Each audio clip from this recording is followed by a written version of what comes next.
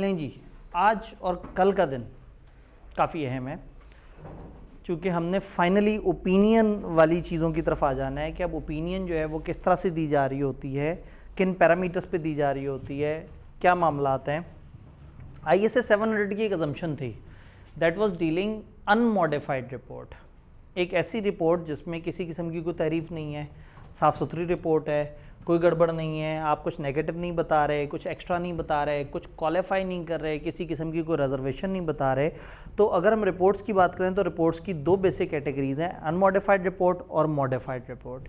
यानी अगर मैं इसको थोड़ा सा मैप बनाने की कोशिश करूँ, खैर बोर्ड पे मैप बनाने से ज़्यादा बेहतर है कि यहाँ बड़ी प्यारी सी डायग्राम बनी हुई है तो हम यहाँ पे भी देख सकते हैं। मैं जज्बातियों के वहाँ जाने लगा था, मैंने कहा अमी जो है ना चंद अल्फाज आए होंगे बोर्ड पे लिखने में और उसके बाद साफ़ सुथरी राइटिंग में यहाँ मिल जाएगा। ओए ये तो गलत हो गया, कुछ इस स्लाइड के साथ गड़बड़ हुई है, मेरी सारी एनिमेशन आउट हो गई।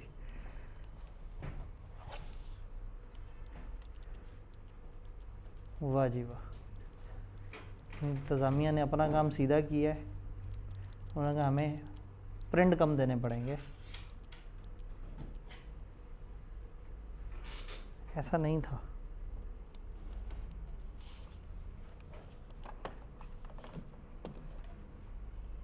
मैं शशका ही ख़त्म कर दिया सारा, ऐसे तो नहीं होता ना।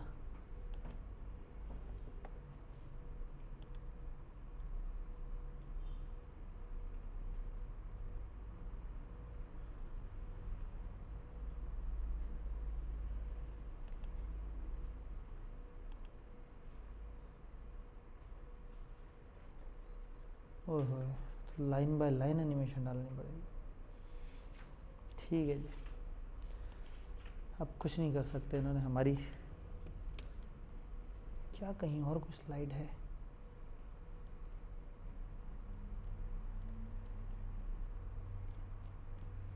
ठीक है जी, कुछ नहीं हो सकता। अब जो है ना शायद मुझे मैनुअल राइटिंग से काम चलाना पड़ेगा। सिस्टम को ये बात नागवार गुजरी कि मैं यहाँ बोर्ड पे नहीं लिख रहा, तो मेरी सारी एनिमेशंस जो है वो आउट हो गई। रिपोर्ट, ऑडिट रिपोर्ट की जब हम बात करते हैं, ऑडिट रिपोर्ट, तो हम कहते हैं कि ये रिपोर्ट दो तरह की होती है। एक को कहते हैं unmodified report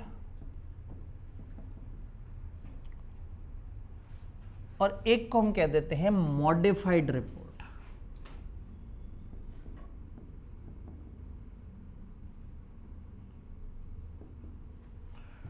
unmodified report, modified report. Unmodified report का मतलब है कि रिपोर्ट में किसी किस्म की कोई तरमीम नहीं हुई, जो रिपोर्ट जैसे थी वैसे ही ISA 700 के मुताबिक एक स्टैंडर्ड पैटर्न है। उसने कहा है कि जी ये किस तरह की रिपोर्ट होगी, इसमें ये 14 एलिमेंट होंगे, पहले ये पैराग्राफ होगा, फिर ये होगा, फिर ये होगा। एक ख़ास तरतीब, एक ख़ास लैंग्वेज, एक ख़ास वर्डिंग, एक ख़ास पैटर्न हमें ISA 700 ने बताया था। और अजम्पशन ये थी कि we are giving an unmodified report. इस रिपोर्ट में किसी किस्म का कोई एतराज़ नहीं है, इस रिपोर्ट में किसी किस्म की कोई परेशानी नहीं है। इस रिपोर्ट में हम क्लियरली ये बता रहे हैं कि financial statements are giving true and fair view, और हमें फाइनेंशियल्स पे किसी किस्म का ना कोई एतराज़ है, ना हम उस पर कोई चीज़ हाईलाइट करने की कोशिश कर रहे हैं। तो दैट वाज ऑल अनमॉडिफाइड। अब अगर आप इस बेसिक पैटर्न से हट जाएं, फॉर एग्जांपल यहाँ एक नया पैराग्राफ ऐड कर दें, या यहाँ को नई बात कर दें, या इसके अल्फाज बदल दें, तो हम कहेंगे वो रिपोर्ट मॉडिफाई हो गई। अनमॉडिफाइड रिपोर्ट का मतलब था 700 ने आपको कहा ये रिपोर्ट है, इसमें ये लिखना है और ऐसे लिखना है, आपने वो सब कुछ एज इट इज़ लिख दिया, ये अनमॉडिफाइड रिपोर्ट है। इवन यहाँ तक होता है कि जो सीनियर है वो जूनियर से कहते हैं यार पिछले साल की ऑडिट रिपोर्ट पकड़ो और उसको एज इट इज़ प्रिंट कर दो। कई दफ़ा जूनियर भी जो है वो बहुत ही मासूम आदमी होता है, वो डेट और वो बाकी सारी चीज़ें भी पिछली वाली छाप देता है। तो यानी कि ये इतना बड़ा छापा है कि आप एज इट इज़ पिछली दफ़ा वाली चीज़ को रिपीट कर देते हैं। Unmodified report. मॉडिफाइड रिपोर्ट जो किसी वजह से अपने बेसिक पैटर्न से हट गई, वो वजह दो हो सकती हैं। एक को हम कहते हैं modified opinion,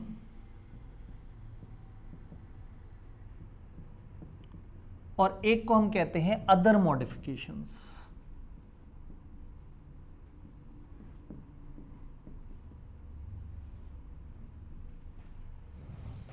modified opinion, other modifications. Modified opinion का मतलब है कि आपकी रिपोर्ट में ओपिनियन बदल गई। ISA 705 डील करता है उन इश्यूज को जहां पे फॉर सम रीजन आपकी रिपोर्ट में ओपिनियन बदल गई, एंड ISA 706 डील करता है उन इश्यूज को जहां फॉर सम अदर रीजन आपको रिपोर्ट चेंज करनी पड़ गई, रिपोर्ट में कुछ एक्स्ट्रा ऐड करना पड़ गया, कोई चीज़ ऐड कर दी, कुछ हाईलाइट कर दिया, कुछ बता दिया कि ये चीज़ ऐसे है या ऐसे है। तो होता ये है कि या आप अपनी ओपिनियन बदल देते हैं या रिपोर्ट में कुछ एक्स्ट्रा ऐसे पैराग्राफ ऐड कर देते हैं जिससे आप यूज़र्स को कुछ अलग बताना चाहते हैं, कुछ खास चीज़ हाईलाइट करना चाहते हैं। तो ये दो अलग अलग स्टैंडर्ड है। सबसे पहले दोनों की बेस पता होनी चाहिए। 700 साफ रिपोर्ट का स्टैंडर्ड है, बिल्कुल क्लीन रिपोर्ट, कोई मसला नहीं, और एक स्टैंडर्ड पैटर्न के मुताबिक। 705 एक ऐसी रिपोर्ट है जिसमें ओपिनियन बदल जाती है, तो वो स्टैंडर्ड पैटर्न वाली नहीं रही, तो वो अनमॉडिफाइड नहीं रही, वो हो गई modified. Modified report due to modified opinion. और कभी कभी ओपिनियन मॉडिफाई नहीं होती लेकिन कुछ और मॉडिफिकेशन होती हैं अदर देन ओपिनियन का, आप अपनी रिपोर्ट में कुछ नई चीज़ें ऐड कर देते हैं, कुछ हाईलाइट कर देते हैं, तो इसको हम कहते हैं अदर मॉडिफिकेशन। पेपर में ICAP की एक प्रैक्टिस है कि वो आपसे कहता है कि बताओ ये इशू है, इस इशू की वजह से रिपोर्ट मॉडिफाई होगी या नहीं होगी, और बताओ ओपिनियन मॉडिफाई होगी या नहीं होगी। तो बच्चे बड़ा हंसी मजाक में कहते हैं कि ICAP ने एक ही बात 2 दफ़ा पूछ ली, रिपोर्ट मॉडिफाई होगी या नहीं होगी, या ओपिनियन मॉडिफाई होगा या नहीं।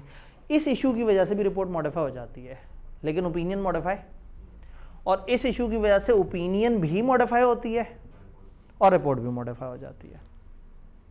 यहाँ तक क्लियर है? स्टेप बाय स्टेप आगे चलते हैं।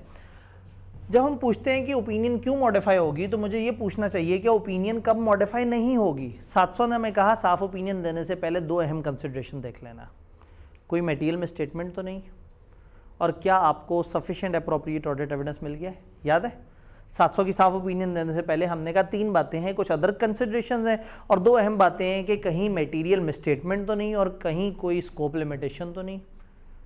क्या ऑडिटर को सारी चीज़ें मिल गई हैं, सारा वो एविडेंस मिल गया है जो सफिशिएंट और अप्रोप्रिएट है। तो मॉडिफाइड ओपिनियन भी इन्हीं 2 वजह से होगी कि अगर आपके फाइनेंशियल्स में कोई मटेरियल में स्टेटमेंट आ जाए, इसको थोड़ा सा साइड पे ले जाता हूँ,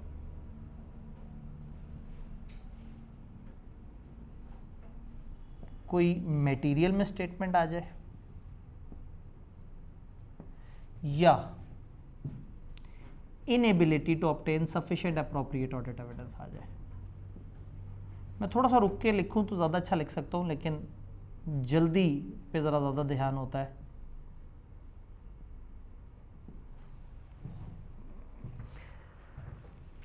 मटेरियल में statement, inability to obtain sufficient appropriate audit evidence, इसको प्यार से स्कोप लिमिटेशन भी कहते हैं।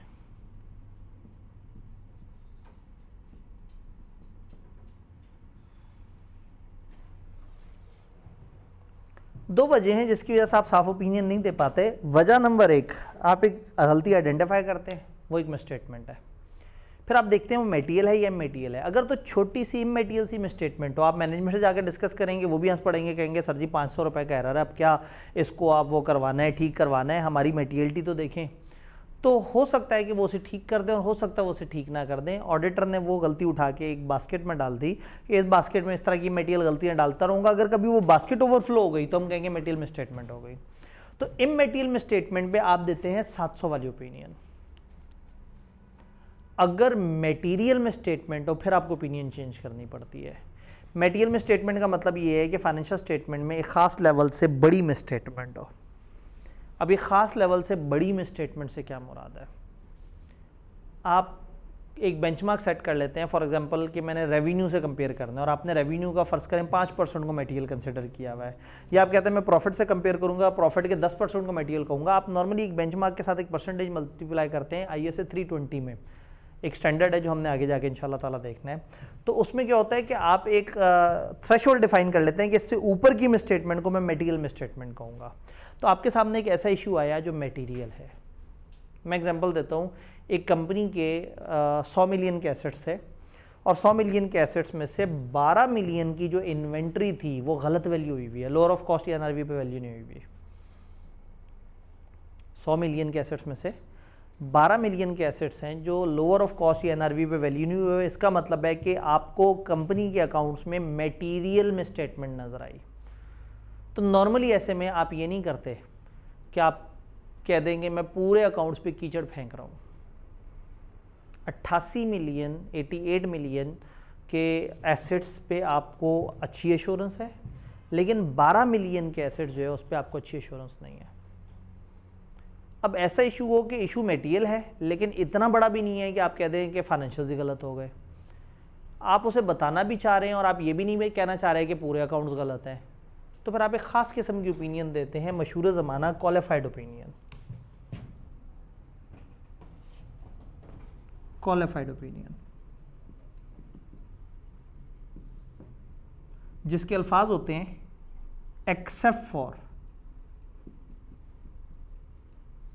The matter described in basis for opinion paragraph. आपका एक बेसिस फॉर ओपिनियन पैराग्राफ होता था जिसमें आप हमेशा बताते थे हमने स्टैंडर्ड फॉलो किए हैं, फलाना किए। अब आप इशू उठा के एक पैराग्राफ में बताएंगे, आप कहेंगे एक्सेप्ट फॉर ये जो इन्वेंट्री के 12 मिलियन वाला मसला है, financial statements are giving true and fair view. तो मटेरियल में स्टेटमेंट अगर मटेरियल लेवल की होगी, अगर मटेरियल लेवल की होगी तो हम ओपिनियन देंगे, उसका नाम होगा क्वालिफाइड ओपिनियन। और अल्फाज क्या होंगे? एक्सेप्ट फॉर ये वाला मसला financial statements are giving true and fair view. Clear है? अगर मटेरियल ना हो, मसला परवेसिव नेचर का हो, अगर मसला हो परवेसिव, अब आप कहेंगे सर ये परवेसिव क्या भला है? परवेसिव का मतलब है अखीर मटेरियल, शदीद मटेरियल, तूफानी मटेरियल, इतना कुछ के बचा ही कुछ नहीं।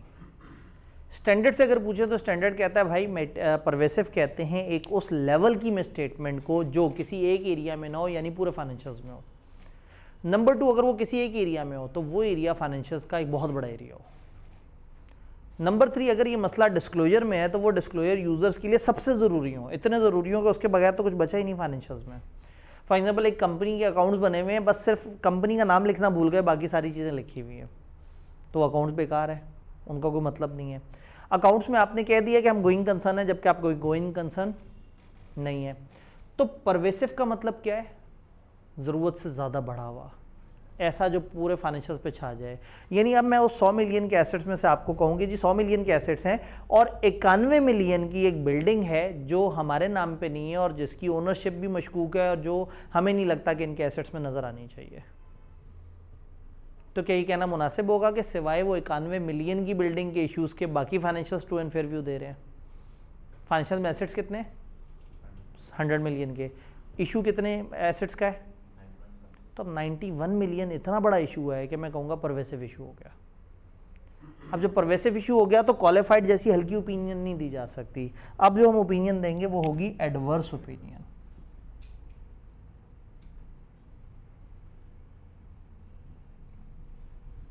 एडवर्स ओपिनियन, एडवर्स ओपिनियन में हम फाइनेंशियल्स के ऊपर कचरा फेंक देंगे। हम कहेंगे भाई financial statement do not give true and fair view. Financial statement do not give true and fair view. Financial सही नहीं बने हुए, जैसे हम कहते थे फाइनेंशियल सही बने हुए हैं, अब हम क्या कह रहे हैं? फाइनेंशियल सही नहीं बने हुए। बजाय इसके कि मैं कहूँ कि सिवाय 91 मिलियन के बाकी सारी चीज़ें ठीक थी, 91 मिलियन इतना बड़ा है कि मैं फाइनेंशियल्स को अब साफ नहीं कह सकता। तो मैंने क्या कहा?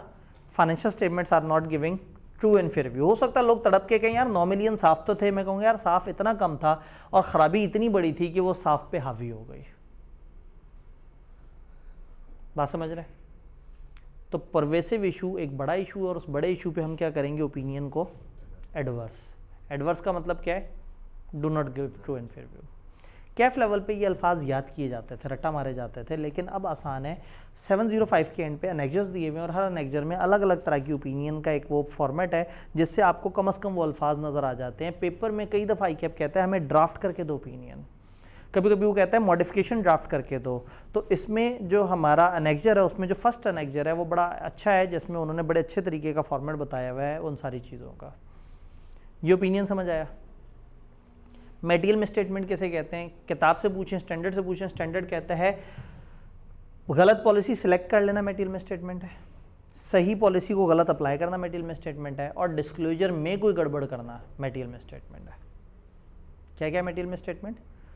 Wrong selection of policy, wrong application of policy, और तीसरा डिस्क्लोजर्स में गड़बड़, ये मटेरियल में स्टेटमेंट है। तो स्कोप लिमिटेशन क्या है? स्कोप लिमिटेशन गड़बड़ नहीं है, स्कोप लिमिटेशन है आपको पता नहीं लग रहा गड़बड़ है या नहीं है, मैं कोशिश कर रहा हूं लेकिन मुझे सफिशिएंट अप्रोप्रिएट ऑडिट एविडेंस नहीं मिल रहा। मैंने क्लाइंट के सारे फाइनेंशियल्स देख लिए हैं, सब सही है, 88 मिलियन के मैंने एसेट्स वेरीफाई कर लिए हैं। मैंने कहा ये 12 मिलियन की इन्वेंट्री, उन्होंने कहा ओहो ये 12 मिलियन की इन्वेंट्री तो इस वक्त इस्लामाबाद में पड़ी है, इस्लामाबाद लॉकडाउन हुआ हुआ है, वहाँ धरना चल रहा है और गवर्नमेंट ने 10 दिन तक इस्लामाबाद में दाखिले पे पाबंदी लगाई हुई है। तो फिर मैं 10 दिन का वेट कर लूँगा, उसके बाद कोशिश कर लूँगा, या इस्लामाबाद में मौजूद अपनी किसी फर्म से रब्ता करके, अपनी किसी कुलीग फर्म से रब्ता करके कहूँगा तुम अगर जाके देख लो। यानी अगर मुझे क्लाइंट को स्कोप लिमिटेशन बताए कि एक प्रॉब्लम है तो मैंने फ़ौरन से उसको बाइंड नहीं करना, मैंने उस प्रॉब्लम का सलूशन निकालने की कोशिश करना है, मैंने उसका कोई अल्टरनेट मेथड ढूंढना है जिस अल्टरनेट मेथड से उसका कोई सलूशन निकल सके। अगर बावजूद कोशिश के भी सलूशन ना निकले तो अब मैंने देखना है कि मैं ओपिनियन के साथ क्या करूँ। फ़र्ज़ करें मैं 12 मिलियन की इन्वेंट्री नहीं देख पाया, चलो लॉकडाउन और चीज़ है, सैलाब आया हुआ है, वो इलाका बंद हुआ हुआ है, वहाँ गवर्नमेंट ने अगले 2 महीने तक जाना ही मना कर दिया है। अगर तो कंपनी बहुत अमीर होगी, बर्दाश्त कर सकती होगी, तो हम ड्रोन को भेज देंगे वहाँ, या हेलीकॉप्टर पे उड़ के वहाँ पे चले जाएंगे। लेकिन ज़ाहिर है इतना फिल्मी ऑडिट नहीं होता कभी भी। तो ऑडिट जो है हम देखेंगे, स्कोप लिमिटेशन है तो अल्टरनेट तरीके से क्या हम वेरीफाई कर सकते हैं, अगर नहीं कर सके हमें ओपिनियन ख़राब करनी पड़ेगी। अब सवाल फिर वही वाला है, क्या ये इशू मटेरियल है या परवेसिव है? मटेरियल है या परवेसिव? पता लगा जी मटेरियल इशू है, मटेरियल इशू है, ओके जी, क्वालिफाइड ओपिनियन फिर से दे दें। लेकिन ये क्वालिफाइड ओपिनियन दूसरी क्वालिफाइड ओपिनियन से फ़र्क है। एक क्वालिफाइड ओपिनियन दे दें जिसके आपके अल्फाज होने चाहिए एक्सेप्ट फॉर, अब ध्यान से देखना है, accept for the possible effects,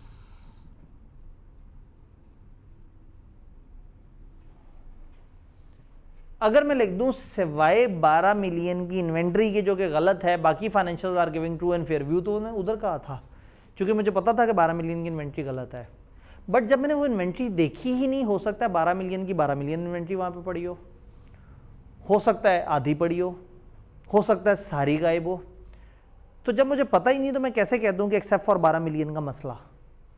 तो इधर हमारे अल्फाज होते हैं accept for the possible effects of this issue, financial statements are giving true and fair view। सिवाय इन्वेंट्री के मुमकिन इश्यूज के जो मुझे नहीं पता, फाइनेंशियल स्टेटमेंट्स आर गिविंग। आपने जिम्मेदारी हटा दी इन्वेंट्री की, आपने कहा मैं आपको फाइनेंशियल्स पे साफ ओपिनियन दे रहा हूँ, फाइनेंशियल साफ है, ट्रू एंड फेयर व्यू दे रही हैं, सिवाय एक मुमकिन इशू के जो कि इन्वेंट्री में हो सकता है और मुझे नहीं पता, फाइनेंशियल स्टेटमेंट्स आर गिविंग। तो आपने ये नहीं कहा वो बुरी है, आपने ये भी नहीं कहा वो अच्छी है, आपने कहा सॉरी भाई मैं उस इशू को छोड़ के जिसका मुझे पता ही नहीं लग पा रहा, बाकी फाइनेंशियल्स को मैं कह रहा हूँ वो ट्रू एंड फेयर व्यू दे रही है। तो ये क्वालिफाइड ओपिनियन, ये क्वालिफाइड ओपिनियन में फ़र्क है। आई के अपने एक एग्जामिनर कमेंट में बड़े गुस्से के साथ ये कहा था कि बच्चे जो है वो जब क्वालिफाइड ओपिनियन उन्हें ड्राफ्ट करने का कहते हैं तो कई दफ़ा उन्हें ये अंदाज़ा नहीं होता कि दोनों क्वालिफाइड ओपिनियन के अल्फाज में फ़र्क है। इस हद तक वो माइंड करते हैं चीज़ों को। तो हमें पता होना चाहिए कि क्वालिफाइड ओपिनियन के अल्फाज क्या हैं और किस तरह से। डन। अगर परवेसिव इशू हो जाए, पता ये लगा कि 91 मिलियन की इन्वेंट्री पड़ी हुई थी वहाँ जो हम वेरीफाई नहीं कर सके और 9 मिलियन हमने वेरीफाई कर लिया, एक्सेप्ट फॉर 91 मिलियन की इन्वेंट्री जो हम नहीं देख पाए, financial statements are giving true and fair view. नहीं, हाजरीन ने कहा नहीं ये तो रॉन्ग नंबर है। कहते financial statements are giving bad view, financial statements are bad, financial statements are worst, we do not find trustworthy financial statement, we hate financial statements, we want to kill the financial statements। Aggressive opinion भी नहीं दे सकते, फंस गए auditor. Standard कहता है भाग सकते हो तो भाग जाओ।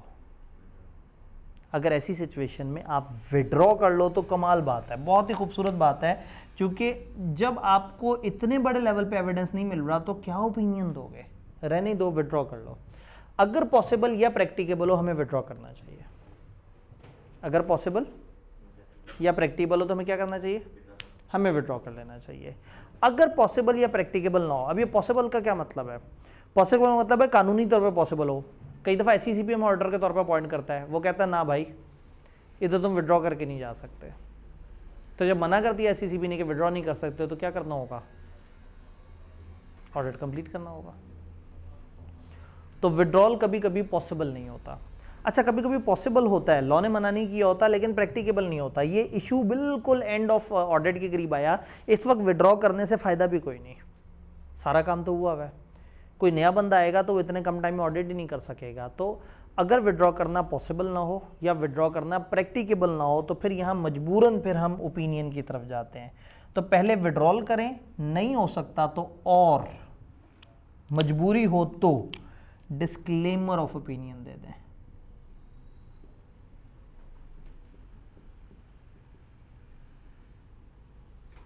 डिस्क्लेमर ऑफ ओपिनियन दे दें। वो क्या है, we do not form any opinion, हम किसी किस्म की ओपिनियन देने से ही कासिर हैं। इसके अल्फाज क्या हैं, we do not form any opinion, we do not form any opinion, हम कोई ओपिनियन दे ही नहीं पा रहे, हम कुछ ओपिनियन दे सकते ही नहीं। आप बताएंगे because of significance of this issue, because of कि ये इतना बड़ा इशू है, बिकॉज ऑफ कि ये इतने ज़्यादा मसलो मसाइल हैं, सॉरी भाई हम इस पॉइंट पे ही नहीं है हम किसी किस्म की ओपिनियन दे सकें, अकॉर्डिंगली हम कुछ नहीं कह रहे। यानी आप कह रहे हैं कि ये इशू इतना बड़े लेवल का है, इतने बड़े लेवल की इन्वेंट्री में वेरीफाई नहीं कर सका कि उसके बाद मुझे मुनासिब ही नहीं लग रहा कि मैं फाइनेंशियल्स पे कोई ओपिनियन दूं, तो सॉरी भाई मैं कोई ओपिनियन नहीं दे रहा। आप ओपिनियन देने से ही भाग जाते हैं। इसको, ये चारों तरह की ओपिनियन अगर गौर से देखा जाए ना तो बड़ी लॉजिकल है। मैं इसको एग्जांपल देता हूँ सियासी। शेख रशीद साहब से जो है वो समा के रिपोर्टर्स पहुँचे सुबह 9 बजे शेख रशीद साहब के घर, और उनसे कहा जी रात खान साहब ने जो तकरीर की है उसके ऊपर आपका ओपिनियन चाहिए। ऑडिटर ओपिनियन देता है ना। उन्होंने कहा जी रात खान साहब की जो आपने तकरीर सुनी है उस पर क्या चाहिए, ओपिनियन। अब अगर तो खान साहब की तकरीर में कोई ज़्यादा बड़ा मसला नहीं था, छोटी मोटी हल्की फुल्की शुगल मुगल था, लेकिन वो इतना इमेटीरियल था कि लोगों ने इग्नोर कर दिया होगा, तो वो कहेंगे मैं अनमॉडिफाइड ओपिनियन दे रहा हूँ। क्या तकरीर थी साहब, ज़बरदस्त, बेहतरीन, आउट क्लास, तो वो तकरीर पे कोई एतराज़ नहीं करेगा, वो अनमॉडिफाइड ओपिनियन दे देगा। लेकिन अगर उसे तकरीर पे कुछ रिजर्वेशन है तो मेटीरियल मिसस्टेटमेंट कहलाएगी कि वो मानता है कि ये गलत है जबकि खान साहब मानते हो सही है। मेटीरियल मिसस्टेटमेंट अगर मेटीरियल लेवल की हो, उसे पता हो कि 60 मिनट की तकरीर में खान साहब ने तकरीबन पहले 10 मिनट तक जो बातें की हैं ना वो बड़ी अजीबोगरीब सी थी। 60 मिनट की तकरीर में पहले 10 मिनट जो बातें की हैं वो क्या थी, वो अजीब सी थी। क्यों, उसमें खान साहब ने अपने ही वज़ीरों को लताड़ा था और उन्होंने कहा कि जी मेरे भी कुछ वज़ीर बहुत अच्छा काम नहीं करते, और 2-3 ऐसे जैसे कि रेलवे शेलवे हो गया, फलाना हो गया, फलाना हो गया, वो अच्छा काम नहीं कर रहे। तो अगर इस तरह के मसलों मसाइल हो कि मटेरियल मिसस्टेटमेंट है, शेख रशीद साहब को उस तकरीर के 10 मिनट पे प्रॉब्लम है, आउट ऑफ 60 मिनट मिसस्टेटमेंट है, और 60 में से 10 मिनट अच्छे मटेरियल होते हैं, सिग्निफिकेंट होते हैं, क्या ओपिनियन देंगे शेख साहब? सिवाय शुरू के 10 मिनट में जिसमें खान साहब पता नहीं कौन सी दुनिया में फिर रहे थे, बाकी खान साहब की तकरीर बड़ी आउट क्लास थी। बात समझ आई? फर्ज करें तकरीर जो चल रही थी, तकरीर का 90% उन्हीं के अपने मिनिस्टर्स के खिलाफ थी और मुख्तलिफ लोगों के ऊपर उन्होंने फायरिंग की थी, बाशमूल शेख रशीद साहब भी। तकरीर में 10-8 मिनट ऐसे भी हैं जिसमें अच्छी बातें भी हुई हैं, लेकिन 52 मिनट तक अच्छी बात नहीं हुई। अब शेख रशीद साहब के पास क्या ऑप्शन है, सिवाय 52 मिनट के बाकी तकरीर अच्छी थी, या जस्ट तकरीर में जहां मेरी तारीफ हुई बस वो अच्छी थी बाकी बुरी थी? परवेसिव लेवल का इशू आ गया ना, परवेसिव लेवल का इशू आए तो क्या करे?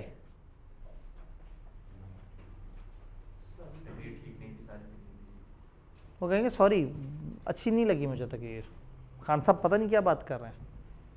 ये अगेन 50-50 हो जाए तो भी 50% भी काफ़ी परवेसिव है, आधे से ज़्यादा अगर आप एग्री नहीं करते। तो अगर दरमियान में कहीं आ जाए ना तो एक कन्फ्यूजन होती है कि आप मेटीरियल हैं या परवेसिव है, पेपर में ये कन्फ्यूजन आ सकती है। तो आप सोल्यूशन में लिखें कि अगर गिवन सर्कमस्टांसेस में ये इशू मेटीरियल है तो ये जवाब है मेरा, और अगर उन गिवन सर्कमस्टांसेस में परवेसिव है। असल में होता ही है कि मेटीरियलिटी या परवेसिवनेस भी तो सिचुएशन टू सिचुएशन वेरी करती है। मैंने एक लिस्टेड क्लाइंट में 223 मिलियन की एक मिसस्टेटमेंट आइडेंटिफाई की और बड़ा उछलता कूदता मैं सीनियर मैनेजर के पास पहुंचा। मैंने कहा सर ये इतनी बड़ी मिसस्टेटमेंट, उसने कहा इमैटेरियल मिसस्टेटमेंट्स में डाल दो। 223 मिलियन की मिसस्टेटमेंट इमैटेरियल में डलवा दी, और हमारे एक क्लाइंट पे 25 पैसे के एक इशू की वजह से रिपोर्ट में क्वालिफाइड ये डिस्क्लेमर ऑफ ओपिनियन तक बात चली गई थी। कभी 25 पैसे परवेसिव हो जाते हैं, कभी 223 मिलियन इमैटेरियल हो जाते हैं। इसका मतलब है सिर्फ अमाउंट इंपॉर्टेंट नहीं होती, नेचर भी इंपॉर्टेंट होती है। वो 25 पैसे का एरर जिस सॉफ्टवेयर में था उसके ख़तरनाक इफेक्ट और ज़्यादा थे, और 223 मिलियन की मैंने जिस क्लाइंट में इशू निकाला था उस क्लाइंट का लेवल इतना बड़ा था कि 223 मिलियन कुछ भी नहीं था। मतलब मुझे उन्होंने कहा कि ये इमैटेरियल एरर्स में डाल दो, तो मैं उनका मुंह देख रहा था। अब एक गरीब ट्रेनी जो कि 6,200 रुपये स्टाइपेंड ले रहा हो, 6,500 था शायद, 223 मिलियन। अच्छा मुझे लगा कि शायद इनको लग रहा है कि 223,000 या इस तरह से करके ना, तो मैंने उर्दू में बोला, मैंने कहा सर 22 करोड़ का इशू है, मगर शायद आवाम के बराबर का इशू इनको शायद ज़रा ज़्यादा समझ आए। तो वो उन्होंने कहा हाँ हाँ डाल दो ना, इमैटेरियल में डाल दो। अब हज़म ही नहीं हो रहा था, मेरे चेहरे पे लिखा था हज़म नहीं हो रहा, वो भी पहचान गए, सियाने आदमी थे। उन्होंने कहा मसला क्या है? मैं सर 223 मिलियन को कैसे मटेरियल कह सकता है कोई, मतलब जितना मर्जी बड़ा इदारा हो। कहते तुमने इदारे के फाइनेंशियल्स देखे? मैंने कहा सर कितना बड़ा होगा इदारा, कितने बड़े फाइनेंशियल्स होंगे, 223 मिलियन बहुत बड़ी चीज़ होती है। उन्होंने कहा अच्छा सामने कौन सी फाइल रखी थी? इन्वेस्टमेंट्स की फाइल रखी हुई थी। उन्होंने कहा निकालो। टॉप शीट लगी हुई थी, उस कंपनी ने 150 अलग अलग तरह की इन्वेस्टमेंट्स की हुई थी। इन्होंने कहा 150 तरह की इन्वेस्टमेंट है, इसमें PI भी पड़े हुए होंगे, पाकिस्तान इन्वेस्टमेंट बॉन्ड्स, उस वक्त कंपनियाँ बहुत इन्वेस्ट करती थी। उन्होंने कहा ज़रा देखो पाकिस्तान इन्वेस्टमेंट बॉन्ड, उसका आगे रेफरेंस दिया हुआ था, पेज नंबर फलाना से शुरू हो रहा है, वो मैनुअल ज़माने की वो थी रेफरेंसिंग। मैं उस पेज पे पहुंचा तो पाकिस्तान इन्वेस्टमेंट बॉन्ड के हर महीने जो रिटर्न आ रहे थे वो नज़र आए। तो एक महीने में पाकिस्तान इन्वेस्टमेंट बॉन्ड का उस इदारे का जो रिटर्न था वो 8 बिलियन का था। 150 तरह की इन्वेस्टमेंट्स में से एक इन्वेस्टमेंट की फेस वैल्यू की बात नहीं कर रहा, उस पे आने वाला एक महीने का जो रिटर्न था वो 8 बिलियन था। ये देखा, फाइल बंद की और उस इशू को उठा के इमैटेरियल उसमें डाल दिया। तो कभी कभी गेम इतने बड़े लेवल की होती है तो बड़ी बड़ी अमाउंट से मटेरियल हो जाती हैं। तो मटेरियलिटी ना एक बड़ा सब्जेक्टिव सा कॉन्सेप्ट है। ISA 320 ने इस पर डील किया है। जब वो स्टैंडर्ड हम देख रहे होंगे तो आपको नज़र आएगा कि मजाक हो रहा है कि वो आपको इतनी जजमेंट, इतनी सिचुएशन और उसके ऊपर बात करता है। कभी कभी एक छोटा सा इशू लेकिन यूज़र्स के लिए बड़ा सेंसिटिव है। भाई PIA जो है वो साल के बीच में भोजा एयर को परचेज़ कर ले। अब भोजा एयरलाइन एक छोटी सी एयरलाइन है, PIA जिन है। भोजा एयर बेचारा 2% भी नहीं होगा PIA का, लेकिन यूज़र ने खबरों में इतनी दफ़ा आया होगा ये इशू, भोजा एयर परचेज़ हो गई, भोजा एयर परचेज़ हो गई, कि यूज़र फाइनेंशियल स्टेटमेंट उठा के खासतौर पे देखना चाहेगा कि वो भोजा एयर के वो कहाँ हैं एसेट्स, उसका अकाउंट्स में कहाँ जिक्र है। और अगर आपने जिक्र नहीं दिया होगा तो 2% जो कि बहुत बड़ी चीज़ नहीं है, यूज़र की नज़र में मटेरियल मिसस्टेटमेंट होगी। User want to see those disclosures. तो बेसिकली हम कौन है? हम ऑडिटर हैं। किसके नुमाइंदे हैं?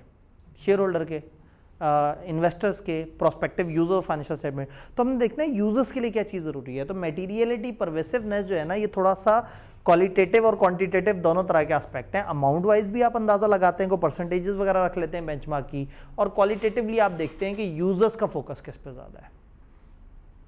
शेख रशीद साहब की हम एग्जाम्पल देख रहे थे, इनेबिलिटी पे बात करते हैं। शेख रशीद साहब तकरीर सुन रहे थे, 50 मिनट तक सुनते रहे। एक ज़रूरी फ़ोन कॉल आई, बाहर गए, जब वापस आए तो तकरीर ख़त्म हो चुकी थी। सुबह पहुंच गए समा टीवी के रिपोर्टर, उन्होंने कहा जी वो तकरीर के बारे में आपका क्या ओपिनियन है। अब शेख रशीद साहब को ये ज़रूर डर है कि खान साहब कभी भी किसी भी ट्रैक पे चल पड़ते हैं। तो अच्छी भली बातें करते करते 50 मिनट तक तो बहुत अच्छी बातें सुनी, बहुत मज़े की बातें हो रही थी, आखिरी 10 मिनट नहीं सुने। और डर ये है कि पता नहीं उस 10 मिनट में मेरे बारे में बुरा ना कह दिया। अब अगर मैं कह दूं खान साहब ने बहुत अच्छी तकरीर की तो क्या इज्जत रह जाएगी, और कह दूं तकरीर अच्छी नहीं थी तो वो भी अच्छी बात नहीं है। स्कोप लिमिटेशन है, तकरीर नहीं सुन सके, एविडेंस नहीं मिल सका मटेरियल लेवल का, क्या देंगे कि यार वो आखिरी 10 मिनट के अंदर जो हुआ उसका मुझे नहीं पता, वो मैं नहीं सुन सका, एक्सेप्ट फॉर वो मुमकिन चीज़ जो उस 10 मिनट में हुई हो मुझे नहीं पता, बाकी तकरीर बड़ी अच्छी थी। तो ये अल्फाज समझ आ रहे हैं। और अगर सुनी ही 7 मिनट की हो, बड़ी अच्छी जा रही हो तकरीर, और अचानक से लाइट चली गई हो, कुछ और मसला बन गया हो, किसी इंपॉर्टेंट मीटिंग में जाना पड़ गया हो, सुबह रिपोर्टर पहुंच गए, हाँ जी सर तकरीर के बारे में क्या ओपिनियन है, कहेगा सॉरी मैं सुन नहीं सका, झूठ बोल रहा है, 7 मिनट सुनी है। लेकिन जो नहीं सुनी वो कितनी है, 53 मिनट। यानी कि जो नहीं एविडेंस मिला वो इतना परवेसिव है कि जो मिला हुआ एविडेंस उसको भी खा जाएगा। यानी ऐसा नहीं होता कि एक एक्सीडेंट में एक बंदा मर जाए तो आप जाके कहें अरे बचत हो गई, आंख बच गई, बंदा ही मर गया, मतलब परवेसिव लेवल का नुकसान हो गया। तो जो छोटे लेवल की बचत है वो बेचारी क्या बेचती है उसके आगे। तो जब इतने बड़े लेवल का मसला हो तो फिर आप जो अच्छे वाले पोर्शन उसका जिक्र नहीं करते और आप बुरे पोर्शन के हिसाब से ओपिनियन दे देते हैं। और इस वक्त तो आपको पता ही नहीं है बुरा है या अच्छा है। तो पहले तो शेख रशीद साहब को जब पता लगेगा कि उनसे रिपोर्टर मिलने आ रहे हैं रात की तकरीर के बारे में, वो विड्रॉ करने की कोशिश करेंगे। वो कहेंगे मैंने नहीं मिलना, क्योंकि मिलूं, वो आए पहुँचें, पूरा प्रोग्राम लाइव करें और मैं कम दरवाजे पे खड़ा होकर कहूँ सॉरी नो ओपिनियन, तो उससे बेहतर है कि मैं मिलूँ ही ना, मैं विड्रॉ कर लूँ, मैं उस पोजीशन से ही अपने आप को निकाल लूँ जिसमें मुझे खाम खा एक ऐसी ओपिनियन देनी पड़े जिसमें ओपिनियन भी दूँ और ओपिनियन भी कोई ना दूँ। अजीब सी ओपिनियन है, मैं एक ऐसी ओपिनियन दे रहा हूँ कि मैं कोई ओपिनियन नहीं दे सकता, मेरा अंदाज़ा ये है कि मैं कोई अंदाज़ा लगा ही नहीं सकता। तो ये बड़ी गंदी बात होती है ऑडिटर के लिए। ऑडिटर की पहली कोशिश होती है विड्रॉ कर ले, पूरा ऑडिट कंप्लीट करने के बाद अगर एंड पे उसने सिरे से ओपिनियन ही नहीं देनी थी तो उससे बेहतर था कि वो खिड़की से छलांग मार देता, वो दुनिया छोड़ देता, वो तकिए में मुंह देके जो है ना रोना शुरू कर देता। मतलब उसका काम क्या है, उसको पैसे किस बात के मिले हैं? उसने जनाब 600 आर्स लगा दी, अपने साथ पूरी टीम लेके आया, 17 बंदे, ये टशन, ये वो, इतना काम करके एंड पे कह रहा है सॉरी ओपिनियन तक तो हम नहीं पहुंच सके, जो हमारा मेन काम था वो हम नहीं कर रहे, पैसे शैसे हमने आपके खूब लगवा दिए हैं। तो ऑडिटर को बुरा लगता है और स्टैंडर्ड नहीं बिका, ये अच्छी बात नहीं है। हो सके तो विड्रॉ कर लो, अगर पॉसिबल हो, प्रैक्टिकेबल हो, विड्रॉ कर लो। थोड़ा सा किताब की तरफ चलते हैं और स्टैंडर्ड को ज़रा विजिट करते हैं कि स्टैंडर्ड इस बारे में क्या कहना चाहता है।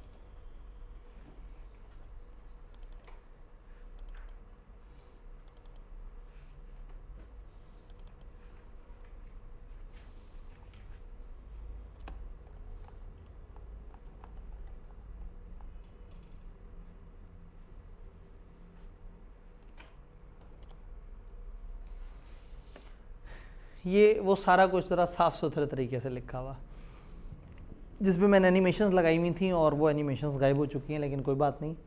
हम कौन से खाली नए दौर के इंसान हैं कि डिवाइस बंद तो जो है वो एनर्जी ना आए। जैसे कल लोगों की हालत ख़राब हुई थी, बिजली नहीं थी तो फ़ोन नहीं चार्ज हो रहे थे, फ़ोन नहीं चार्ज हो रहे थे तो लोग मरने वाले हो गए थे। वो लोग जो चलते ही टेक्नोलॉजी पे, तो उनकी तो सिचुएशन ही ख़राब हुई थी। तो हमारी टेक्नोलॉजी बंद हो जाए हम बोर्ड पे आ जाते हैं। हमने तो वो पुराना पत्थर का दौर भी देखा हुआ है और ये जदीद दौर भी देखा हुआ है। रिपोर्ट मॉडिफाइड अनमॉडिफाइड दो तरह की हो सकती है। जो अनमॉडिफाइड रिपोर्ट है वो 700 डील करेगा, और जो मॉडिफाइड है वो मॉडिफाइड ओपिनियन की वजह से भी हो सकती है और अदर मॉडिफिकेशन की वजह से भी हो सकती है। अदर मॉडिफिकेशन को डील करेगा 706 और मॉडिफाइड को डील करेगा 705। ये सारी चीज़ें बड़ी एनिमेशन से आनी थी, एक एक करके सारा शशका खत्म हो गया, कोई बात नहीं। मॉडिफाइड ओपिनियन मटेरियल स्टेटमेंट की वजह से भी हो सकती है और ability to obtain sufficient appropriate evidence की वजह से भी। मटेरियल स्टेटमेंट मटेरियल हो तो क्वालिफाइड ओपिनियन देते हैं, पर वैसे वो तो एडवर्स ओपिनियन देते हैं। इनएबिलिटी मटेरियल हो तो क्वालिफाइड ओपिनियन देते हैं, पर वैसे वो तो डिस्क्लेमर देते हैं, और डिस्क्लेमर से पहले विड्रॉ करने की एक ऑप्शन है। अब ज़रा लो जी, ये डिस्कशन भी शुरू हो गई, हमने भी नहीं करनी थी। Material statement selected accounting policy शायद अप्रोप्रिएट नहीं है, सिलेक्टिंग अकाउंटिंग पॉलिसी को आपने अप्लाई गलत किया है, या आपकी डिस्क्लोजर्स अप्रोप्रिएट नहीं है। आपने ऐसी पॉलिसी सेलेक्ट कर ली है जो फ्रेमवर्क से कंसिस्टेंट नहीं है, ऐसी पॉलिसी सेलेक्ट कर ली है जिससे फेयर प्रेजेंटेशन नहीं आ पा रही, या आपने पॉलिसी सही सेलेक्ट कर ली है लेकिन सिलेक्टेड पॉलिसीज़ को कंसिस्टेंटली अप्लाई नहीं किया, या method of application of selected accounting policy सही नहीं है। आपने पॉलिसी तो सही सिलेक्ट कर लिया कि लोअर ऑफ कॉस्ट या एनआरवी लगाना है, लेकिन आपको एनआरवी कैलकुलेट करनी नहीं आई, आप कॉस्ट को FIFO FCO में सही से मेजर नहीं कर सके। इधर तो ये है कि आपने कॉस्ट स्टॉक पकड़ा, उसको इम्पेयरमेंट चार्ज कर दी, डेप्रिसिएट कर दिया, आपने पॉलिसी ही गलत लगा डाली। तो पॉलिसी सही लगना भी ज़रूरी है, पॉलिसी सही सिलेक्ट होना भी ज़रूरी है, और फिर पॉलिसी को अप्लाई करना भी ज़रूरी है। देन डिस्क्लोजर में, फाइनेंशियल स्टेटमेंट में वो सारे डिस्क्लोजर नहीं है जो चाहिए फ्रेमवर्क को, फ्रेमवर्क के मुताबिक डिस्क्लोजर नहीं बने हुए, या डिस्क्लोजर फेयर प्रेजेंटेशन अचीव नहीं कर पा रहे। तो डिस्क्लोजर में मसला हो या पॉलिसी की सिलेक्शन या एप्लीकेशन में मसला हो, इसको हम कहते हैं मटेरियल मिसस्टेटमेंट। इसी तरह से inability to obtain sufficient appropriate audit evidence, इसमें क्या होता है, circumstances beyond the control of entity, आपके कंट्रोल में ही नहीं है, आग लग गई, कोरोना आ गया, तूफान आ गया, धरना हो गया, सैलाब आया हुआ है, ये सारे के सारे बियॉन्ड योर कंट्रोल हैं। स्कोप लिमिटेशन, कभी कभी मैनेजमेंट वाले आपको रोक देते हैं, हम आपको काउंटिंग नहीं करने देंगे, हम आपको ख़त नहीं भेजने देंगे, हम आपको फलाना काम नहीं करने देंगे, तो भी मसला हो सकता है। और सम टाइम नेचर और टाइमिंग ऑफ ऑडिटर वर्क से रिलेटेड भी हो सकता है। ऑडिटर पहुंचे ही तब जब इन्वेंट्री काउंटिंग का टाइम ही गुजर गया था। इसमें सेकंड वाले पॉइंट को फिलहाल आप कैरी फॉरवर्ड कर दें, थोड़ा सा आगे जाके बेहतर समझ आएगा ये वाला पॉइंट, जब हम ज़रा आगे ऑडिट प्रोसेस को ज़्यादा समझ चुके होंगे। हम कहते हैं इनेबिलिटी लिमिटेशन नहीं करेगी अगर अल्टरनेट प्रोसीजर मौजूद हो। अगर अल्टरनेट प्रोसीजर मौजूद है तो आपने कोशिश करनी है कि अल्टरनेट तरीके से एविडेंस लें, और अगर नहीं मौजूद देन यू आर बाउंड, फिर आपको ओपिनियन ख़राब करना पड़ेगा। परवेसिव की डेफिनेशन स्टैंडर्ड ने दी। परवेसिव वो चीज़ें हैं जो ऑडिटर की जजमेंट में किसी स्पेसिफिक एलिमेंट अकाउंट्स वगैरह पे कन्फाइन नहीं कर सकते आप, यानी परवेसिव वो चीज़ है जिसको किसी एक एरिया पे नहीं कर सकते, वो पूरे फाइनेंशियल स्टेटमेंट लेवल का मसला है। और अगर कर सकें इफ सो कन्फाइंड तो रिप्रेजेंट और could represent substantial portion financial statement, तो फिर फाइनेंशियल स्टेटमेंट का एक बड़ा पोर्शन है। डिस्क्लोजर्स के केस में वो डिस्क्लोजर जो फंडामेंटल है यूजर्स की अंडरस्टैंडिंग से रिलेटेड, उनको परवेसिव कहेंगे। तो परवेसिव वो है जो पूरे फाइनेंशियल्स पे छा जाए, या एक एरिया हो तो वो एरिया फाइनेंशियल्स का मेजर हिस्सा हो, या डिस्क्लोजर हो तो डिस्क्लोजर वो जो यूजर्स के लिए फंडामेंटल हो। Inability to obtain sufficient appropriate audit evidence, आप क्या करेंगे, आप मैनेजमेंट से रिक्वेस्ट करेंगे यार खुदा के लिए इसको खत्म करो। अगर मैनेजमेंट की तरफ से इम्पोज्ड है आप उन्हें कहेंगे इसे खत्म करो। अगर मैनेजमेंट रिफ्यूज़ करे आप दोस्त विद गवर्नेंस को शिकायत लगाएंगे और अल्टरनेट प्रोसीजर लगाने की कोशिश करेंगे। अगर अल्टरनेट प्रोसीजर से भी नहीं मिलता सफिशिएंट एप्रोप्रिएट एविडेंस और इफेक्ट परवेसिव है तो आप पहले विड्रॉ करने की कोशिश करेंगे। अगर प्रैक्टिकेबल और पॉसिबल होगा, नीचे उन्होंने प्रैक्टिकेबल और पॉसिबल को समझाया है जैसे हमने बात की थी। विड्रॉ नहीं कर सके तो फिर क्या करेंगे, अदरवाइज गिव डिस्क्लेमर, फिर आपको डिस्क्लेमर देना पड़ेगा। ओपिनियन खराब हो गई। अब हमने कहा modified report due to modified opinion, unmodified report के हमने कुछ कंटेंट पढ़े थे। अब हमारी अनमॉडिफाइड रिपोर्ट में कौन कौन सी जगह चेंज आएगी, स्टैंडर्ड हमें वो बताएगा। सबसे पहले उसने कहा ओपिनियन पैराग्राफ चेंज हो जाएगा, ओपिनियन की हेडिंग चेंज हो जाएगी, या तो क्वालिफाइड ओपिनियन बन जाएगी, एडवर्स ओपिनियन बन जाएगी, या डिस्क्लेमर ओपिनियन। क्वालिफाइड ओपिनियन के अल्फाज except for the effects of matter या except for the possible effect of matter described in this, आप कह देंगे financial statement are giving true and fair view. Adverse में आप क्या कहेंगे, because of significant of matter, जो हम बताने लगे हैं financial statement do not present fairly या financial statement have not been prepared. याद है हमने फेयर प्रेजेंटेशन फ्रेमवर्क और कंप्लायंस के अल्फाज अलग अलग पढ़े थे, तो ये दोनों की अलग अलग एग्जांपल दी हुई है। डिस्क्लेमर में आप क्या कहेंगे, हम अब कोई ओपिनियन नहीं दे रहे, सिग्निफिकेंस ऑफ मैटर की वजह से हम सफिशिएंट एप्रोप्रिएट ऑडिट एविडेंस हासिल ही नहीं कर सके, हालांकि हम तो ऑडिट करने आए थे। मैं नॉर्मली कहता हूँ इसको उल्टा पढ़ें तो ज़्यादा समझ आती है। हम ऑडिट करने आए थे, हम सफिशिएंट एप्रोप्रिएट ऑडिट एविडेंस नहीं ले सके, इस वजह से हम कोई ओपिनियन नहीं दे रहे। तो सबसे पहले तो ओपिनियन के अल्फाज चेंज होंगे, हेडिंग चेंज होगी, अल्फाज चेंज होंगे। फिर क्या होगा, बेसिस फॉर ओपिनियन पैराग्राफ, याद है बेसिस फॉर ओपिनियन किताबी बातें होती थी, आईएसए के मुताबिक ऑडिट किया, हमने एथिक्स को फॉलो किया, फलाना किया, हमें सफिशिएंट एप्रोप्रिएट एविडेंस मिला तो हमने ओपिनियन दी। अब उसी बेसिस फॉर ओपिनियन पैराग्राफ की हेडिंग सबसे पहले चेंज कर देंगे, basis for qualified opinion, basis for adverse opinion या बेसिस फॉर डिस्क्लेमर। फिर डिस्क्रिप्शन देंगे उस मैटर की, उस मैटर को बताएंगे, उस मैटर की क्वांटिफिकेशन देंगे, उसकी तसल्ली बताएंगे। ओपिनियन पैराग्राफ को भारी नहीं करना, ओपिनियन पैराग्राफ में नेगेटिव पॉजिटिव ओपिनियन दे देनी है और कहना है ये हम ओपिनियन इसलिए दे रहे हैं कि बेसिस फॉर मॉडिफिकेशन में जिक्र है, और बेसिस फॉर मॉडिफिकेशन, इस बेसिस फॉर ओपिनियन में आपने तसल्ली से बता देना है क्या इशू था, कितने रुपए का इशू था, हमें कितना फ़र्क पड़ रहा है, प्रॉफिट पे कितना फ़र्क पड़ रहा है, यूज़र्स को क्या फ़र्क पड़ रहा है, असल ट्रीटमेंट क्या था, इन्होंने क्या ट्रीटमेंट किया, ये सारी बात बता दें। उसकी क्वांटिफिकेशन दे सकते हैं तो दे दें कि जी 12 मिलियन का मसला है। अगर नहीं दे सकते तो कहें कि 12 मिलियन की इन्वेंट्री है जो वहाँ पड़ी है, हमें नहीं पता उसमें से कितने मिलियन का मसला है, तो बता सकते हैं तो क्वांटिफिकेशन दे दें, नहीं बता सकते तो भी बता दें। डिस्क्लोजर का अगर मसला है तो आप बताएं कि भाई वो ये डिस्क्लोजर दोस्त गवर्नर से डिस्कस करके देखें कि क्या नेचर है उसकी, और लॉ वगैरह ने अगर आपको मना नहीं किया तो वो डिस्क्लोजर अपनी रिपोर्ट में डालें, कहीं ये डिस्क्लोजर मिसिंग है। लेकिन अगर डिस्क्लोजर मौजूद ही नहीं है, क्लाइंट ने भी नहीं दिया, या डिस्क्लोजर इतना बड़े वॉल्यूम का है कि वो 4 सफ़े का डिस्क्लोजर है, तो फिर तो मेरी रिपोर्ट में बड़ा अजीब सा हो जाएगा, तो हम अपनी रिपोर्ट से अवॉइड भी कर सकते हैं। डन। मेरा एक सवाल है, 2 इश्यूज़ हैं, एक मटेरियल लेवल का है इन्वेंट्री का, और एक परवेसिव लेवल का मसला है बिल्डिंग का। इन्वेंट्री जो है वो नहीं मिल रही, स्कोप लिमिटेशन है, 12 मिलियन की इन्वेंट्री, और 85 मिलियन की बिल्डिंग में मसला है। आपको एविडेंस नहीं मिला, नहीं एविडेंस मिला और आपको नज़र आ रहा है कि बिल्डिंग में झूठ बोला है, ये इनकी बिल्डिंग नहीं है, बिल्डिंग पे एडवर्स ओपिनियन बन रहा है और इन्वेंट्री पे ये वाला क्वालिफाइड ओपिनियन बन रहा है। बड़ा इशू कौन सा है? बिल्डिंग। तो हमें ओपिनियन क्या देनी चाहिए? एडवर्स। दे दी एडवर्स ओपिनियन। ऑडिटर बाद में सोचेगा कि एडवर्स ओपिनियन के पीछे इन्वेंट्री का इशू ही दब गया। अगर ये बिल्डिंग का इशू ना होता तो क्या मेरी रिपोर्ट साफ थी? क्या करना था मैंने रिपोर्ट के साथ? क्वालिफाइड ओपिनियन दे देना था इन्वेंट्री के इशू की वजह से। तो स्टैंडर्ड ये कहता है कि अगर आपने इवन एडवर्स या डिस्क्लेमर बड़े वाला ओपिनियन भी दिया हुआ है और आपका कोई और इशू है जो अपने अंदर इस काबिल था कि आपको ओपिनियन खराबी की तरफ लेके जाता, आप बेसिस फॉर मॉडिफिकेशन में उसका भी जिक्र करें। Even in case of adverse opinion और डिस्क्लेमर, एडवर्स और डिस्क्लेमर के भी केस में even auditor shall describe the reason for any other matter that would have required modification. चाहे एडवर्स या डिस्क्लेमर ऑफ ओपिनियन ही क्यों ना हो, कुछ और issues which would have required modification आप उनका तस्करा भी करेंगे, जो अपने अंदर इस काबिल जरूर थे कि आप जरूर उसके ऊपर बात करते हैं। डन? बात समझ आ रही है? तो अगर एक बड़ा इशू और एक छोटा इशू है तो बड़ा इशू रिपोर्ट करने से छोटा इशू बेचारा गुम हो जाता है।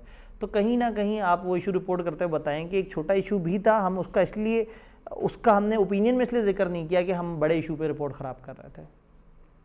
और कहाँ फ़र्क पड़ेगा जी? ऑडिटर रिस्पॉन्सिबिलिटी पे फ़र्क पड़ेगा। क्वालिफाइड या एडवर्स ओपिनियन में आप कहेंगे कि हमें जो एविडेंस मिला है वो इस काबिल है कि जिसकी वजह से हम क्वालिफाइड या एडवर्स ओपिनियन दे रहे हैं। फिर यहाँ स्टैंडर्ड अचानक से तड़प के कहता है कि डिस्क्लेमर और की ऑडिट मैटर का आपस में ताल्लुक। डिस्क्लेमर में मैं क्या कह रहा हूँ? मैं कोई ओपिनियन नहीं दे सकता। उससे पहले मैं क्या कह रहा हूँ? मुझे तो एविडेंस ही नहीं मिल रहा, मैं तो जी कोशिश कर रहा हूँ, मुझे कुछ पता ही नहीं लग रहा, तो मैं क्या देने लगा हूँ? डिस्क्लेमर। और की ऑडिट मैटर में क्या कह रहा हूँ? आओ तुम्हें एक बड़ी अहम बात बताऊँ, ऑडिट के दौरान मुझे बड़ी अहम बातें पता लगी हैं, तो तुम्हें बताऊँ कि वो अहम बात क्या है। स्टैंडर्ड तड़प गया, उसने कहा भाई एक तरफ तुम कहोगे मुझे कुछ मिला ही नहीं और एक तरफ तुम कहोगे मुझे पास बहुत सारी बातें हैं, यूज़र परेशान हो जाएगा। तो स्टैंडर्ड ने हमें एक्सप्रेसली मना कर दिया है, डिस्क्लेमर और की ऑडिट मैटर इकट्ठे नहीं आएंगे। जिस रिपोर्ट में डिस्क्लेमर आ गया ना, की ऑडिट मैटर दुम दबा के भाग जाएगा, हेडिंग तक नहीं देंगे, पूरा का पूरा सेक्शन गायब कर देंगे। डिस्क्लेमर और की ऑडिट मैटर एक ही रिपोर्ट में इकट्ठे एग्जिस्ट नहीं कर सकते। क्यों? डिस्क्लेमर क्या कह रहा है? हमने एविडेंस ही नहीं मिला, हमें पता ही नहीं लगा, हमने कोशिश की लेकिन इतना डाटा ही नहीं है कि हम ओपिनियन दे सकें। और की ऑडिट मैटर क्या कहता है कि हमारे पास बहुत सारी ऐसी इन्फॉर्मेशन है, हम चाहते हैं कि नॉर्मल ऑडिट के अलावा भी आपको कुछ मजीद वजाहत कर दें, क्योंकि हमारे पास एक ऐसी चीज़ है जो आपको नहीं पता और आपके वसीतर मफाद में हम आपको बताना चाहते हैं। तो एक तरफ आप कह रहे हैं कि मेरे पास एविडेंस ही कोई नहीं है, मुझे चीज़ें ही नहीं मिल रही, दूसरी तरफ आप कह रहे हैं कि मेरे पास जो चीज़ें हैं वैसी चीज़ें ही किसी के पास नहीं है। तो यूज़र कहेगा कि यार क्या हो क्या रहा है? यानी ऑडिटर की अपनी वैरायटी है, जहाँ मर्जी थी किसने कह दिया एविडेंस नहीं मिला, जहाँ मर्जी थी इसने कहा मेरे पास बहुत एविडेंस पड़ा हुआ है।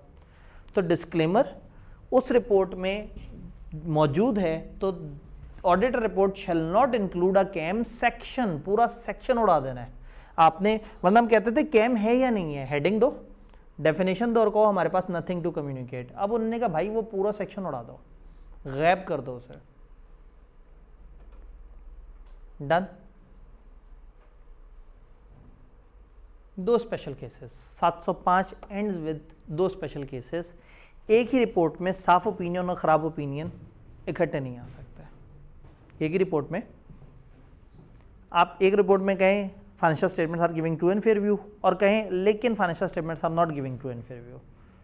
ऐसा नहीं हो सकता कि एक रिपोर्ट में आप एक वक्त में दो ओपिनियन दें, बट दो एक्सेप्शंस हैं, ये स्पेशल केसेस हैं, पैरा A16 के स्पेशल केसेस हैं।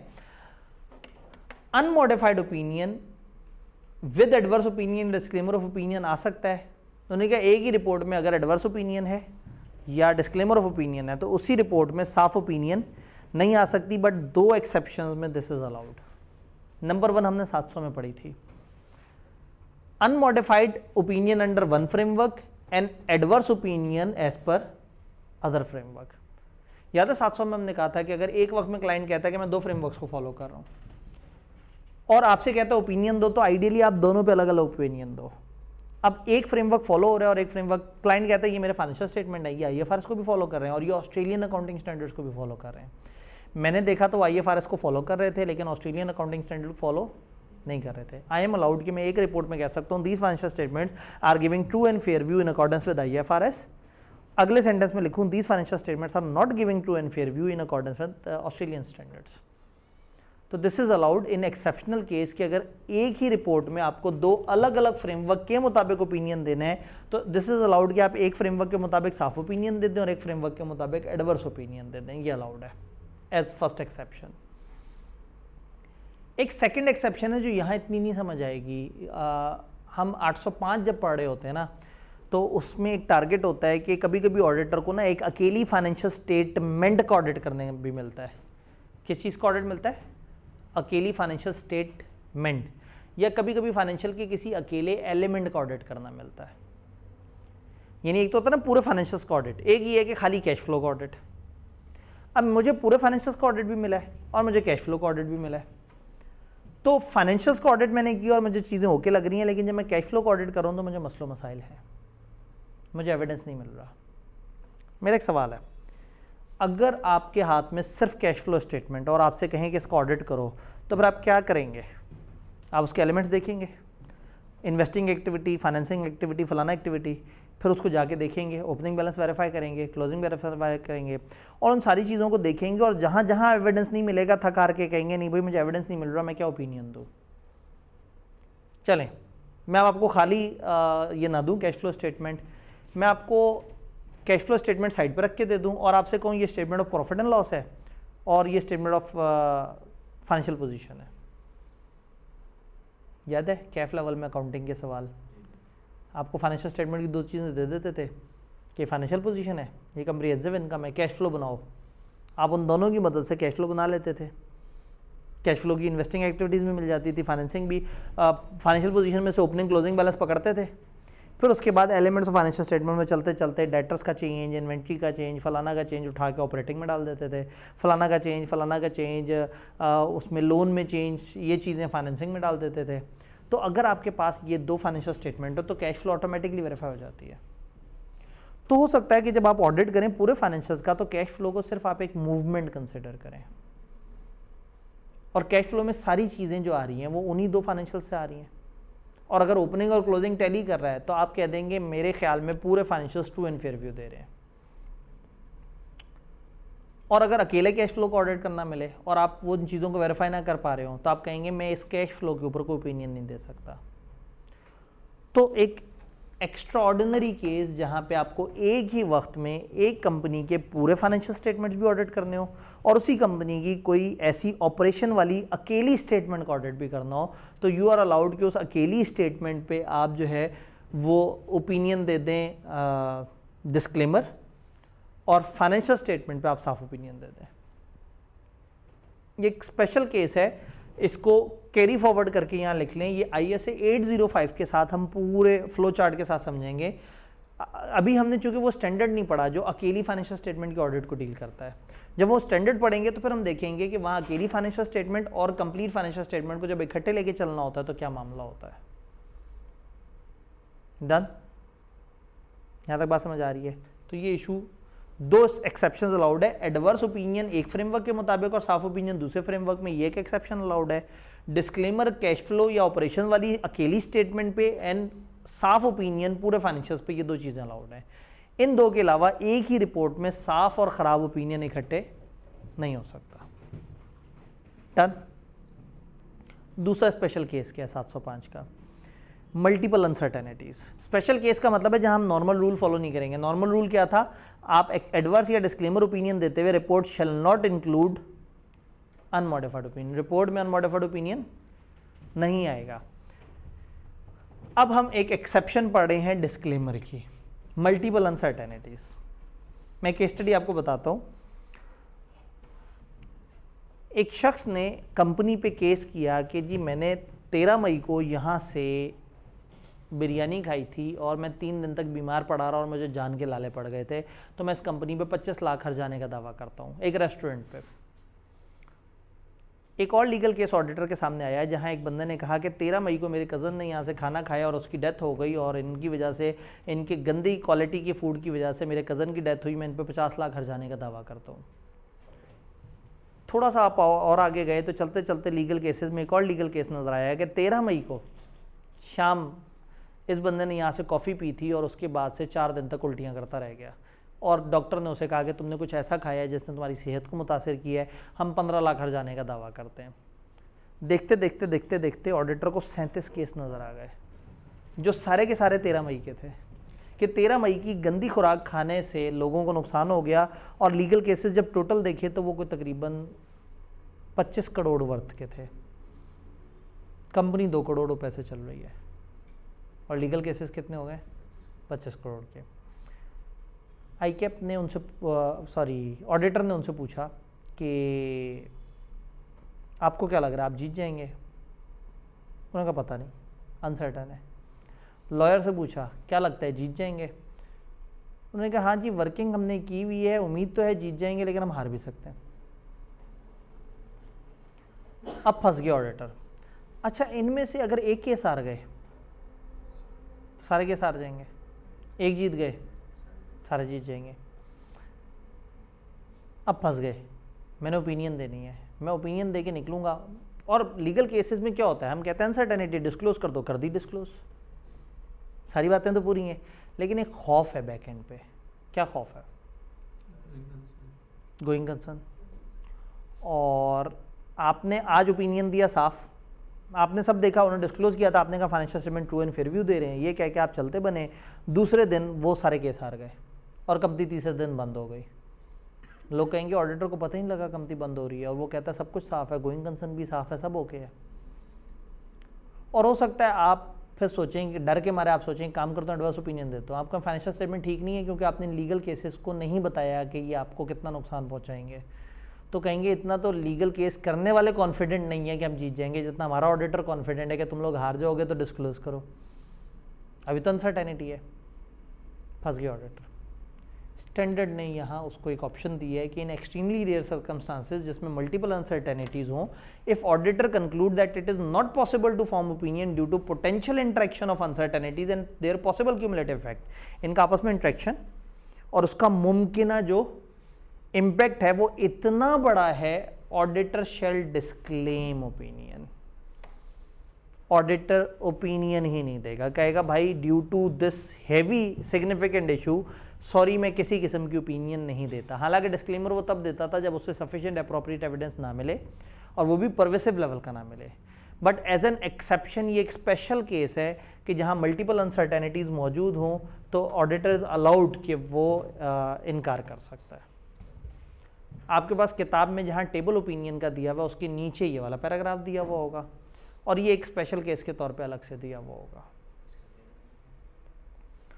तो हम लोगों ने 705 को अपनी तमाम हशर सामानियों समेत ख़त्म किया। छोटा सा स्टैंडर्ड है बट काम की बात है। अब स्टैंडर्ड के एंड पे जो अनेक्जर्स है ना, वो अनेक्जर्स आपको हेल्प करेंगे जब आप स्टैंडर्ड पढ़ रहे होंगे ओवर वीकेंड, तो आपने करना ही है कि एंड पे जो पहला लेक्चर है ना, उसमें ओपिनियन और बेसिस फॉर ओपिनियन दोनों के वर्ड्स पढ़ लेने हैं, ताकि आपको आइडिया हो कि बेसिस फॉर ओपिनियन में क्या क्या मोटी बातें लिखनी होती हैं। उससे अगली रिपोर्टों में सिर्फ ओपिनियन पढ़ लेना है, ताकि आपको अलग अलग ओपिनियन की वर्डिंग एक दफ़ा रिपोर्ट में भी नज़र आ जाए। लेकिन पहली रिपोर्ट में बेसिस फॉर ओपिनियन की वर्डिंग, क्योंकि वो बेसिस फॉर ओपिनियन कभी कभी ड्राफ्ट भी करवा लेता है। तो ये हमारा पैटर्न है इस तरह से। डन। तो इंशाल्लाह ताला कल 706 के साथ मिलते हैं। 706 थोड़ा जल्दी डिस्कस हो जाएगा, तो शायद हम 710 को ओपन कर लें इंशाल्लाह। मिलते हैं इंशाल्लाह ताला।